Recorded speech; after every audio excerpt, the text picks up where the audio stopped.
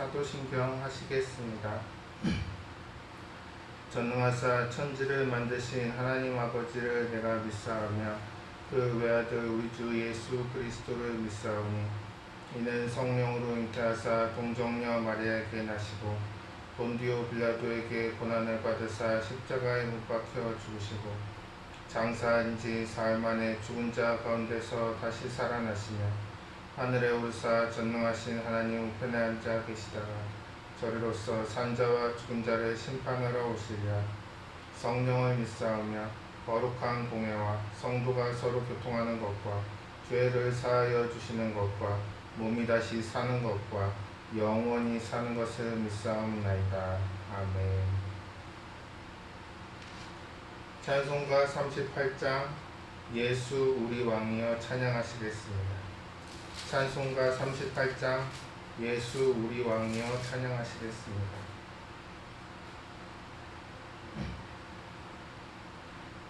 예수 우리 왕이여 이곳에 오셔서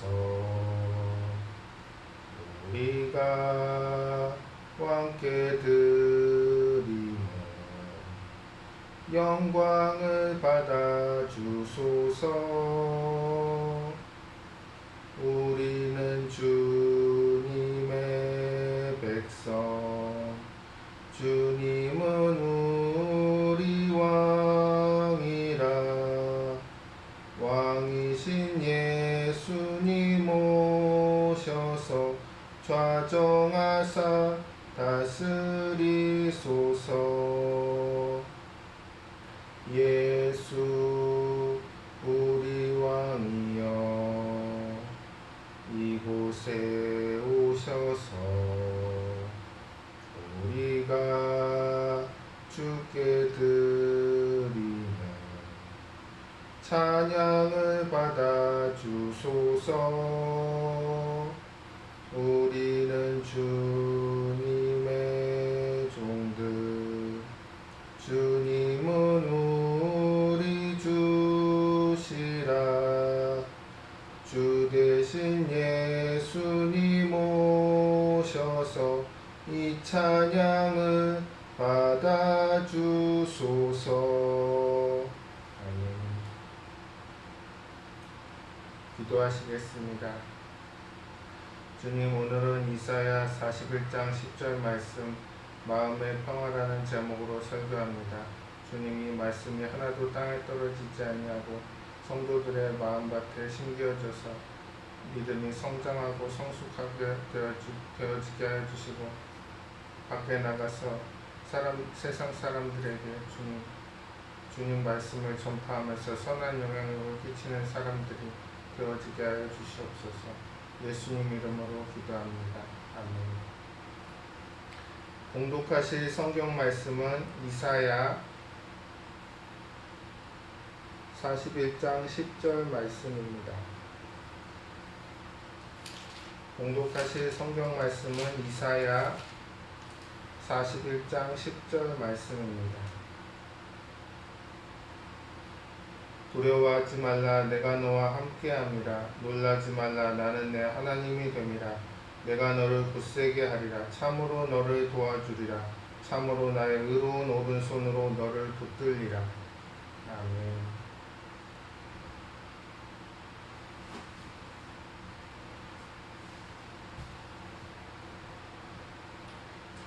예수님과 제자들이 배를 타고 갈릴리 바다를 건너는 중에 큰 풍랑이 바다에 몰아쳐서 파도를 높게 일게 하여 배가 침몰할 위기에 처했습니다. 무서운 파도가 몰아치자 제자들은 모두 두려움에 정신이 나갔습니다. 제자들은 예수님이 함께 계시는데도 불구하고 왜 두려움에 빠졌을까요? 제자들이 두려움에 빠진 것은 예수님의 말씀을 의지하지 않았기 때문입니다. 주님께서 갈릴리 바다를 건너가기 전에 우리가 함께 바다 건너편으로 가자고 말씀하셨는데 제자들이 그 말씀을 잊어버리고 풍랑을 바라보자 공포에 휩싸였던 것입니다. 여러분, 예수님의 말씀은 하늘이 무너지고 땅이 꺼져도 1.1획도 변하지 않습니다. 하늘과 땅을 지으신 절대 주권자 되시는 주님께서 갈릴리 호수를 건너가자고 하셨으면 바람이 불고 파도가 쳐도 물에 빠져 죽지 않고 건너가게 되어 있는 것입니다. 그런데 제자들은 예수님의 말씀을 의지하지 않고 환경을 바라보았기 때문에 그들의 마음속에 두려움이 꽉 들어찼던 것입니다. 오늘날에도 세상을 살면서 고난의 풍파에 부딪힌 사람들이 무수히 많습니다. 고난을 당한 사람들이 의지할 것을 찾아도 어디에도 찾을 수 없습니다. 산과 바다도 의지하지 못하고 사람과 물질도 평안을 주지 못합니다. 오직 창조주 하나님만이 삶의 풍랑을 잠잠케 하시고 우리에게 평안을 주실 수가 있는 것입니다. 그러므로 고난의 풍랑을 만났을 때 우리는 예수님을 바라보아야 합니다.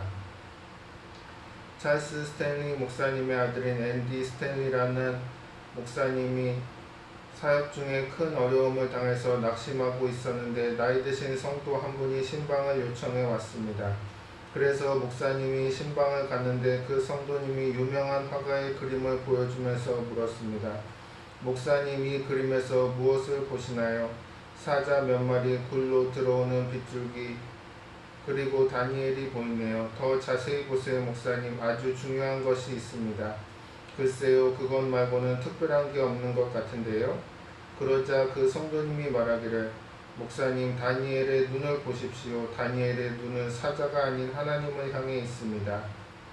그 순간 목사님은 성령께서 자기를 깨우치기 위한 음성이라는 것을 깨달았고 그날 이후로 어려울 때마다 하나님을 바라봄으로 모든 두려움을 이겨냈다는 것입니다. 여러분, 고난을 당했을 때 무엇을 바라보느냐가 인생의 승패를 좌우합니다. 사자를 바라보면 두려움에 덫에 걸리고 말지만 나와 함께 하시는 주님을 바라보면 사자굴 속에서도 평안을 누릴 수가 있는 것입니다. 예수님께서는 수고하고 무거운 짐진 자들아 다 내게로 오라, 내가 너희를 쉬게 하리라고 말씀하셨습니다. 여러분께서 참 평화를 누리기 위해서는 수고하고 무거운 짐을 하나님께 맡기는 훈련을 해야 되는 것입니다. 이 세상에 사는 동안 수고하고 무거운 짐이 다가올 수 있습니다. 남편 문제, 아내 문제, 자녀 문제, 생활 문제, 수많은 문제가 다가옵니다.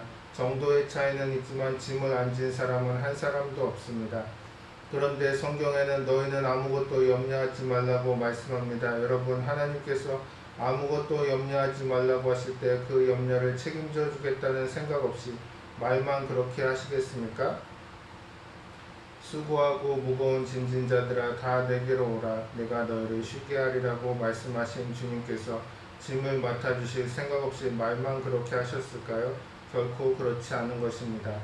이사야 41장 10절에 두려워하지 말라, 내가 너와 함께함이라, 놀라지 말라, 나는 내 하나님이 됨이라, 내가 너를 굳세게 하리라, 참으로 너를 도와주리라, 참으로 나의 의로운 오른손으로 너를 붙들리라고 말씀하십니다.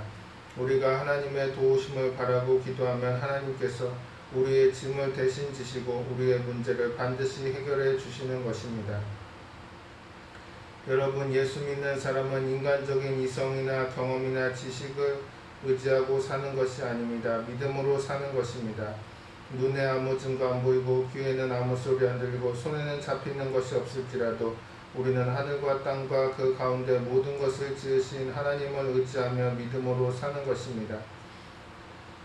많은 병자를 위해 기도합니다. 그런데 병자를 위해 기도할 때 나을 사람은 확증으로 압니다. 예수님 이름으로 안수 기도하고 병이 나을 사람은 성령께서 마음속에 그 사람이 낫는다는 것을 믿음으로 알려주기 때문입니다. 그러한 사람들에게 늘 부탁하는 것이 있습니다. 이제 믿음으로 돌아가십시오. 당신은 병에서 놓여나 건강하게 되었습니다. 그런데 감각에 의지하면 안 됩니다. 집에 돌아가면 마귀가 와서 옛 고통이 전부 돌아오게 할 것입니다. 그런데 만일 당신이 감각의 풍랑을 바라보고 하나님에 대한 믿음을 저버리면 하나님께서 베푸시는 은혜를 놓쳐버리고 맙니다. 의심이 다가올 때 예수 이름으로 의심을 쫓아내고 예수님이 채찍에 맞으심으로 나는 나음을 받았다고 단호하게 시인하십시오. 그렇게 성도님들에게 말을 합니다. 그런데 말대로 하는 사람은 감각을 이기지만 그렇지 않고 감각의 지배를 받는 사람은 마귀의 올무에 다시 빠지고 마는 것입니다. 우리 인간의 감각으로 판단할 때 아무리 절망적인 상황이라 할지라도 우리에게 소망이 있는 것은 하나님께서 우리를 위해 기적을 행하시기 때문입니다. 목사님께서 미니아폴리스에서 성회를 인도할 때의 일입니다. 첫날에 하나님의 말씀을 증거하고 병자를 위해 기도할 때 아주 분명하게 하나님의 계시가 왔습니다. 그 계시 가운데 보니까 어떤 사람이 암에 걸렸는데 그 암덩어리가 돌멩이처럼 딱딱했습니다. 바로 이것을 하나님께서 고쳐주시는 것을 보았습니다. 그래서 암으로 고생하는 사람이 고침받았다고 말했습니다. 그런데 그날 암으로 고생하다가 치유받았다는 사람이 안 나타났습니다. 다른 병에서 치유받은 사람은 많은데 암을 치유받았다고 간증하는 사람은 없었습니다. 그렇게 사흘 동안의 성회를 마치고 런던 집회로 떠나려고 할 때 어떤 목사님으로부터 꼭 만나야겠다는 전화가 왔습니다. 그래서 아침 식사를 같이 하기로 약속을 하고 그 목사님을 만났는데 그때 그 목사님이 이런 간증을 했습니다. 목사님, 저는 태평양의 마이크로네시아 선교사로 열심히 일했습니다. 그런데 선교사로 일하는 중에 아내가 유방암에 걸렸습니다. 그래서 병을 고치려고 온갖 노력을 다해보았지만 백약이 무효였습니다. 그 때문에 본국으로 돌아와서 수술을 했지만 재발했고 두 번째 수술을 했으나 또 재발을 해서 세 번째 수술을 해야만 하는 절망적인 처지에 있었습니다. 그런데 이곳에 머물러 있던 중에 조 목사님의 성회 소식을 듣고 학수고대하고 있다가 아내와 함께 첫날 성회에 참석했습니다. 그런데 교회 음향시설에 문제가 있었는지 너무 소리가 울려서 설교를 절반밖에 못 들었습니다.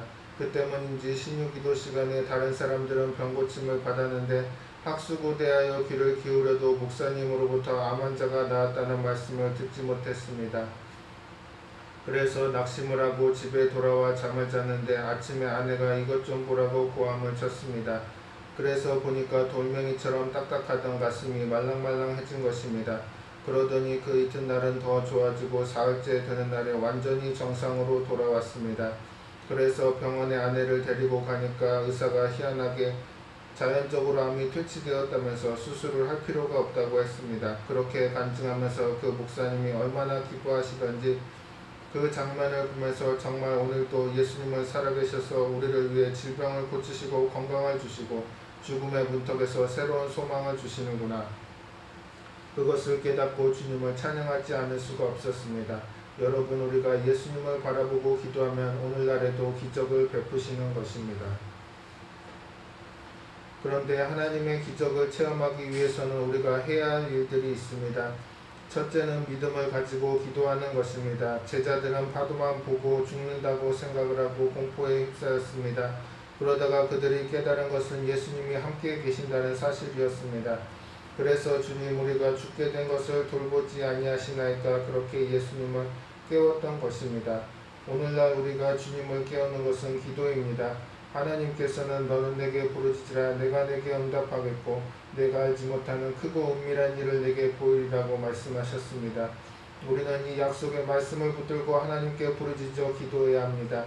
뜨거운 마음으로 꿈과 믿음과 창조적 말로써 마음의 평안이 올 때까지 기도하고 또 기도해야 합니다. 일본에서 성회를 할 때 한 어머니가 젖먹이를 업고 나와 간증하는 것을 아주 감명 깊게 봤습니다.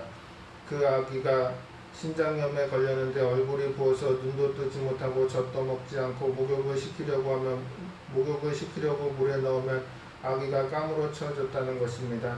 병원에서는 이미 손을 떼었고 자기가 봐도 살아날 가망이 없어 보였지만 그래도 포기하지 않고 아기가 나을 것이라는 꿈과 믿음을 가지고 성회에 참석했던 것입니다. 그런데 병자를 위한 기도 시간에 이 자리에서 신장암에 걸려서 대단히 위독한 상태에 있는 어린아이가 참석했는데 그 아기가 나았습니다 라고 하더랍니다. 그래서 그 엄마가 아기를 보니까 눈으로 보기에는 도저히 살아날 가망이 없어 보였습니다. 하지만 그 어머니는 자신의 감각이 아니라 하나님의 말씀 위에 서기로 결단을 내렸습니다. 하나님께 계속 감사를 드리고 하나님을 찬양하고 말씀을 붙잡고 꿈을 가졌습니다. 현실을 보고 절망한 것이 아니라 말씀 위에 서서 내일 아기가 깨끗하게 낳는다는 꿈을 품었습니다. 그 어머니의 가슴 속에는 예쁜 옷을 입은 아기가 방긋방긋 웃고 재롱 떠는 꿈이 가득했습니다. 그런데 놀랍게도 정말로 하나님께서 그 꿈대로 역사하셔서 바로 다음날 그 어머니가 완전히 건강해진 아기를 업고 나와서 많은 사람들 앞에서 간증한 것입니다. 여러분, 절망 속에서 꿈과 희망을 가지고 기도하면 하나님께서 우리가 알지 못하는 크고 놀라운 일을 행하시는 것입니다. 두 번째, 우리가 해야 할 일은 원망하고 불평하는 대신 감사하고 찬양하는 것입니다. 여러분, 풍랑이 없는 인생은 아무도 없습니다. 인생을 살다 보면 여러 가지 낭패와 실망과 고통을 당하는 것입니다. 그런데 대부분의 사람들은 불행이 다가올 때 원망하고 불평하는 것입니다. 그러나 예수님을 믿는 사람은 원망과 불평 대신 감사하고 찬양하는 것입니다. 하나님은 좋으신 하나님이십니다. 좋으신 하나님께서 여러분을 책임진 이상, 여러분이 하나님께 인생을 맡긴 이상, 여러분의 생활 속에 다가올 풍랑은 일시적인 과정에 불과한 것입니다. 우리가 목적지를 향해 갈 때 도중에 터널을 만날 때가 있습니다. 터널은 캄캄하고 아무것도 보이지 않습니다. 그러나 터널을 통과한다고 해서 원망하고 불평하는 사람은 아무도 없습니다. 왜냐하면 터널은 목적지로 가는 과정이기 때문에 그것을 통과하면 내가 원하는 목적지에 도달하게 된다는 것을 알기 때문입니다.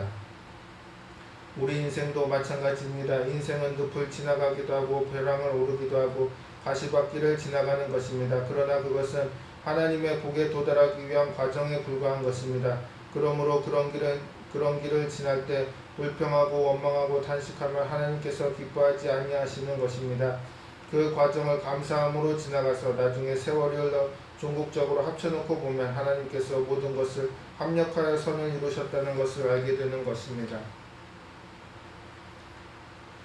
목사님께서 강단에 서서 삶을 돌아볼 때 가장 축복되었던 일을 말하라 한다면 고생스러웠던 과정이 가장 큰 축복이었다고 말하겠습니다.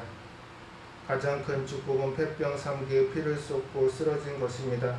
영원토록 주님께 감사해야 할 일입니다. 왜냐하면 폐병을 앓고 피를 토하지 않았다면 예수님을 믿고 구원받을 수 없었을 것입니다. 지나고 보니 당한 모든 고통이 종국적으로 하나님께 쓰임을 받기 위한 것이었다는 것을 알게 됩니다.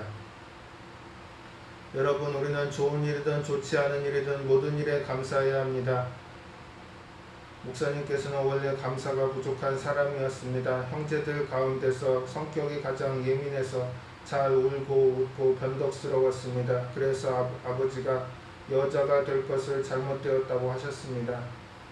그 말이 너무 싫었습니다만 그것이 그의 모습이었습니다. 어른이 되어서도 조그만 걱정이 있거나 다른 사람이 걱정을 끼치면 밤새도록 걱정하고 고통스러워했습니다. 그런데 하나님께서 결정적으로 변화시킨 때가 있었습니다. 어느 날 기도 중에 하나님께서 말씀하시기를 너는 나의 뜻대로 살겠느냐?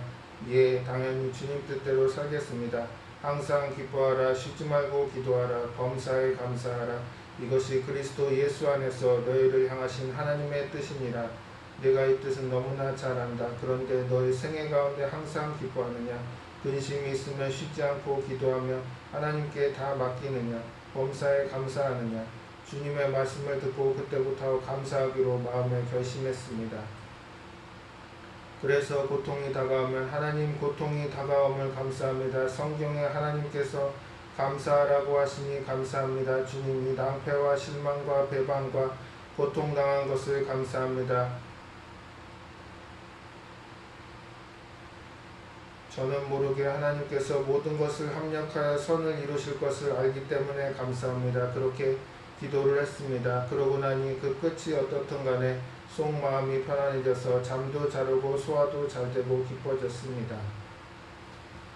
그 이후로 무슨 일이든지 일이 안 되면 그것을 가지고 하나님께 나아가 하나님 감사합니다. 낭패를 당해서 감사합니다.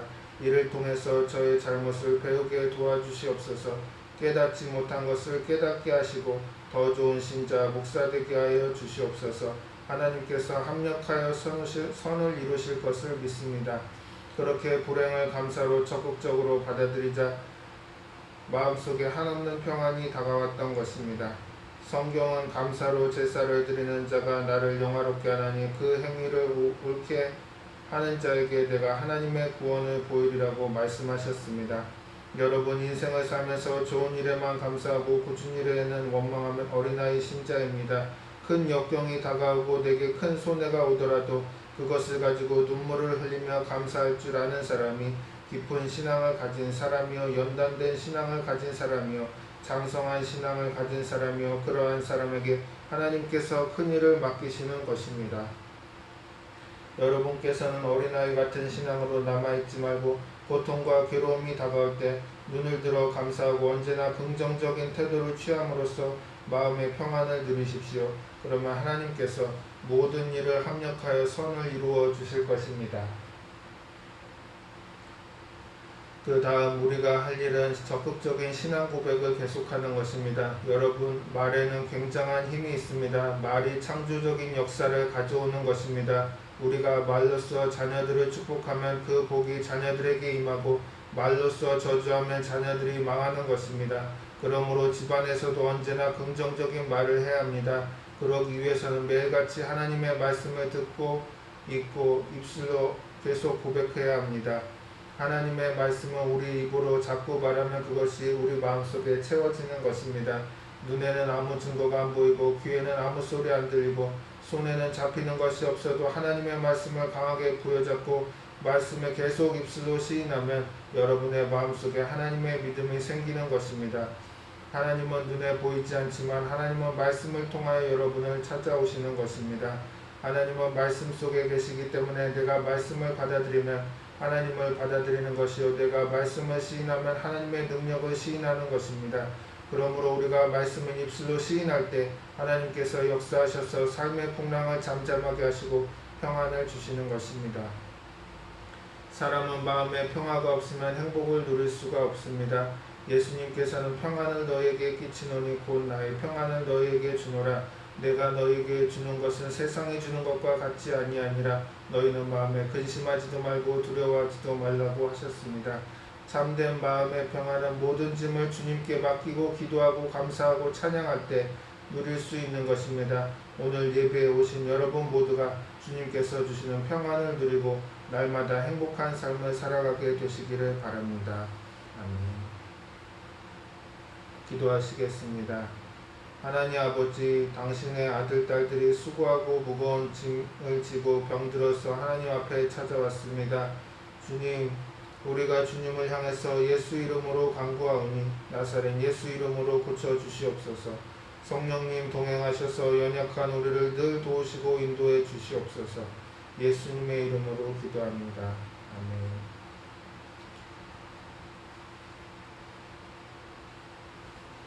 찬송가 270장 변찮는 주님의 사랑 찬양하시겠습니다. 찬송가 270장 변찮는 주님의 사랑과 찬양하시겠습니다.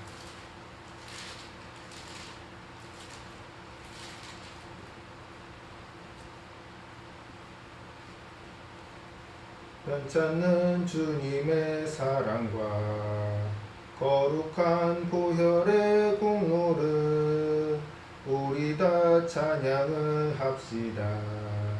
주님을 만나볼 때까지 예수는 우리를 깨끗게 하시는 주시니 그의 피 우리를 눈보다 더 희게 하셨네. 우리를 깨끗게 한 피는 무궁한 생명의 물일세. 생명의 구원을 받은 자 하나님 찬양을 합시다. 예수는 우리를 깨끗게 하시는 주시니 그의 피 우리를 눈보다 더 희게 하셨네. 주님의 거룩한 보혈을 날마다 입으로 간증해 담대히 싸우며 나가세. 천국에 들어갈 때까지 예수는 우리를 깨끗게 하시는 주시니 그의 피 우리를 눈보다 더 희게 하셨네. 십자가 단단히 붙잡고 날마다 이기며 나가세. 머리에 면류관 쓰고서 주 앞에 찬양할 때까지 예수는 우리를 깨끗게 하시는 주시니 그의 피 우리를 눈보다 더 희게 하셨네.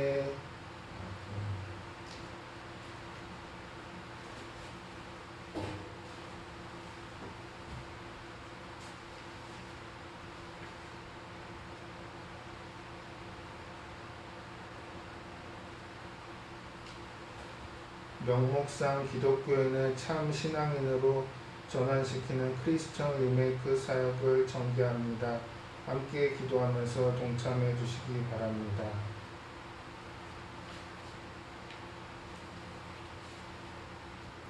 주기도문 하심으로 예배를 마치겠습니다.